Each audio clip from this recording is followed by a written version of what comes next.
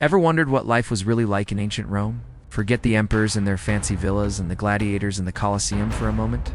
But let's talk about the real backbone of the empire, the peasants.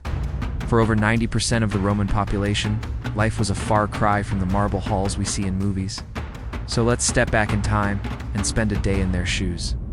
Our day starts before the sun is even up. The first sound isn't an alarm clock, but a rooster crowing.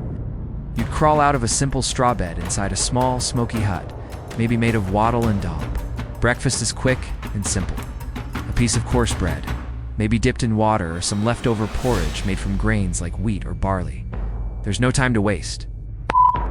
Work is everything. As a tenant farmer or colonist, you don't own the land. You work it for a wealthy landlord, and a huge chunk of your harvest goes straight to him as rent. From sunrise to sunset, it's back-breaking labor. Plowing with a heavy wooden plow pulled by oxen, sowing seeds by hand, or swinging a scythe to harvest grain. Your tools are simple, made of wood and iron, and have barely changed in centuries. There are no weekends, no holidays, except for a few religious festivals scattered throughout the year. Lunch is eaten right there in the fields. It's more of the same simple fare.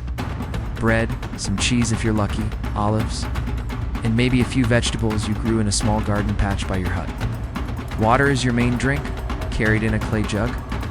As dusk approaches, you trudge back home, exhausted. The evening meal is the main one, but still very humble. It's usually a thick vegetable and grain soup or stew called pulse. Meat is a rare luxury, reserved for special occasions. The family gathers around a small fire, the only source of light and heat. There are no books or entertainment, just stories passed down through generations. Sleep comes early, as soon as it's dark. You need to gather every ounce of strength for the next day, which will be exactly the same. It was a tough, repetitive, and often short life. But it was this relentless cycle of labor by millions of forgotten peasants that fed the legions, built the cities, and truly powered the Roman Empire. Thanks for joining me on this trip back in time. If you enjoyed this glimpse into real Roman life, don't forget to like, share, and subscribe for more. See you next time.